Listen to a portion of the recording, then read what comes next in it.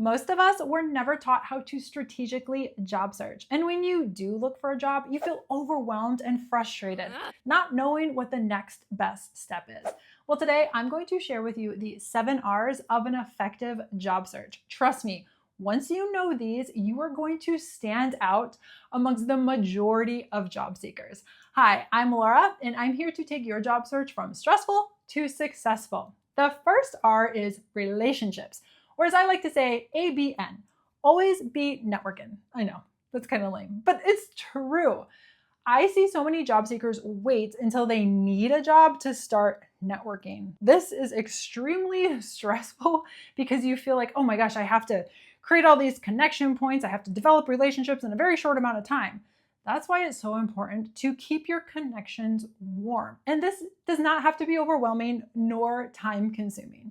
If you already have strong relationships with people, then just make sure to schedule coffee dates every 6 months. Now, let's say you kind of know somebody, such as you are connected on LinkedIn. An easy way to keep that connection warm is to offer insightful comments on the posts that they have, or share articles that they've written. And if you don't have a strong network, then start developing it today. You can seek out networking events. You can seek out clubs. Heck, I even reached out to somebody in a book. Yes, I read a book recently and this person was highlighted and I loved the mission of their company and I wanted to know more about how they got to where they are. So I did some internet sleuthing. I found them and I sent them an email saying, I enjoyed reading about you in this book. Your mission aligns with what I am looking to do. Would you have some time to chat? And lo and behold, she said yes. So do not limit yourself with the connections that you can make. And the importance of connections, especially when they are warm, is that when stuff does come up, you are going to be top of mind. And they're much more likely to reach out to you who have kept in touch rather than somebody they haven't heard of in 5-10 years. The second R is reputation. And this is how you are showing up to hiring managers and recruiters. You want to make sure that you are showing up as somebody who is consistent. I have seen too many times where somebody's cover letter contradicts what they're saying in their LinkedIn profile and looks different than what their resume is. Remember, companies are looking for a specific fit for a specific position. So you need to make sure that your packaging aligns exactly with that. One of the worst things you can do is show up as a jack of all trades or somebody who's open to anything. When you do that, you're making the company question, well, is this person really interested in this role? Or if they do get this, is this really what they want to be doing? No, you want to make sure through your reputation, through your packaging, that you are clearly telling the story of why you are the best fit for their specific role. And also by reputation, I mean, yes, your online presence, the name that you've made for yourself in the industry. Years ago, I was recruiting for a position and I met with a candidate who presented one way, but there happened to be a couple employees at our company that had worked with that candidate before.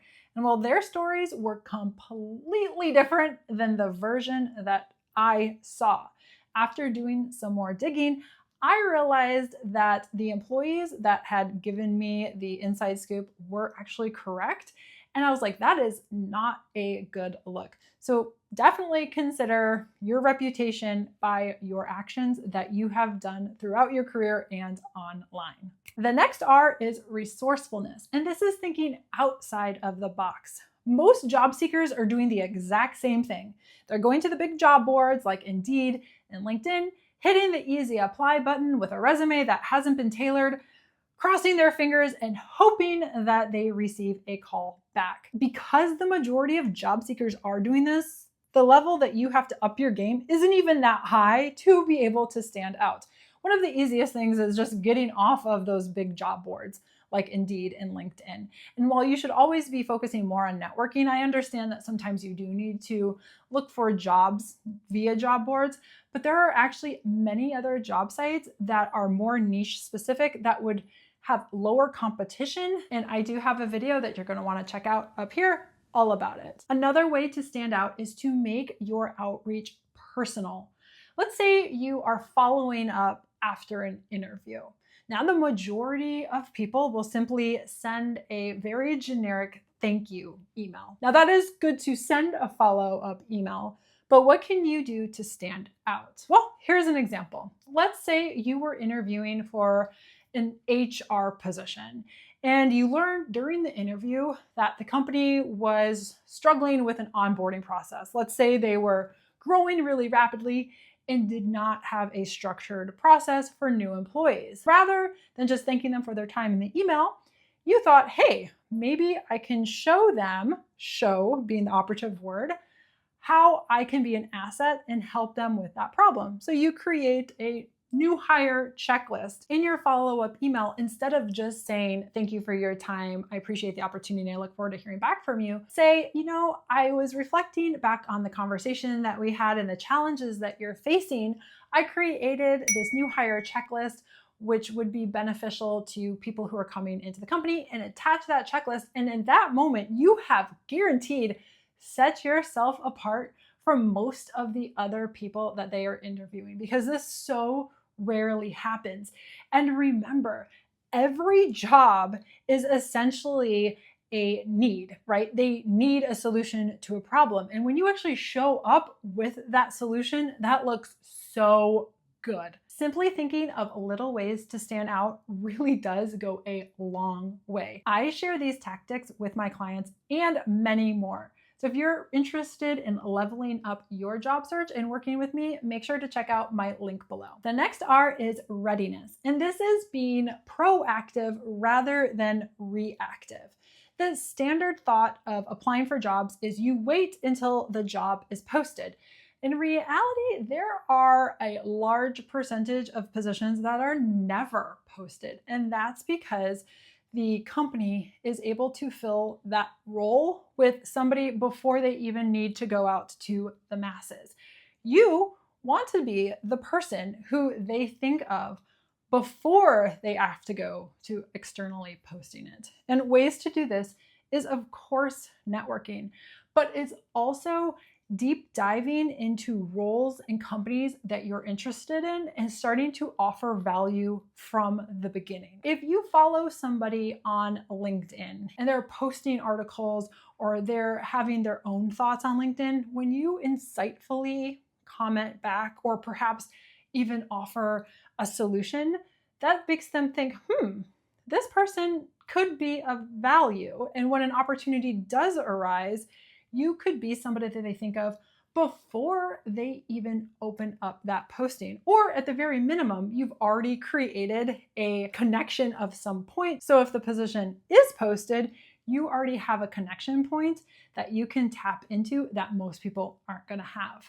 And this even goes for skills. Now think about AI. There's no getting around it. AI is becoming more commonplace in the workplace. Rather than wait to be told that you need to get AI training or certification, take it upon yourself now to do so. If you are showing up as somebody who is already skilled in AI, that is going to look really good. So think about those areas that you can be proactive in rather than reactive. And the next R is recording. And this is where you want to record or track your job search. I know it's easy to think, yeah, I'm just going to remember all of this. But as you apply to more positions, you reach out to more people, you tailor your resume for specific positions, it can get messy. And when you are able to track it, not only does this give you an organizational system, but it also gives you a way to look at your job search from a bird's eye view and at a micro level. And the reason that this is so beneficial is you can spot those areas that you might need to be dedicating more time to. So let's say you are looking at your tracking sheet and you're like, yeah, I've applied for 100 positions. 99 of them are through a job board. Well, you need to go back and start networking. Or let's say you are landing interviews, but you're not getting job offers. Well, at that point, it might be worthwhile to invest in a mock interview. And if you're like, yeah, this is just one more thing to add to my to-do list, don't worry. I have created a free customizable job search tracker, which is in my free school community. The next R is resilience. Chances are you're going to run into rejection at some point in your job search process, but it is so important to not take rejection personally. On the other side of the hiring table, the hiring managers and the recruiters are just doing a job. They want to find the best person for that role. Never allow a company to make you feel less than. I don't want you to question your worth thinking I'm not good enough or what's wrong with me. No, don't give them that power. And remember, a no doesn't mean that that door is permanently closed. I just read this story about a company, it's called Ivy, and they had an open position. Well, they filled that position and they sent no thank you emails to all of the other candidates. But there was a caveat, and that caveat was, if you would like, you can work for us for 2 weeks on an internship basis to gain experience. What did the majority of people do? Well, they never replied back. But there was one woman who did. She took them up on their 2 weeks of job experience offer, and she busted her butt. She took on projects and she learned as much as she could. And at the end of that 2 weeks, they're like, we need to offer her a position. So she turned that no into an opportunity when most people just saw a closed door. You never truly know where a no can lead. And the final R is for results. And I want to shout this one from the rooftop. It's not enough to know you can do the job, but you have to show that you can do the job. And the easiest way to do this is to show the results that you've had, the impact that you specifically had. Your resume should never be a list of bullet points just drawn from a job description. You need to show your specific results. Here's an example of a bullet point that just simply tells what you did. Responsible for tracking inventory. Okay, so what does that tell me? You tracked inventory, but that didn't tell me any of the results or the impact that you had. A better way to state this would be to say, developed an Excel-based tracking system that cut office supply costs by 50%, saving $2,000 per quarter. Now that is how you show results.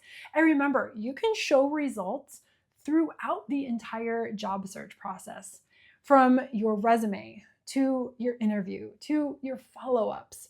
There are ways for you to show how you specifically can impact that company based on what you have done previously. Always make sure to lead with results. And if you're looking for another video on how to level up your job search, make sure to check out my video here.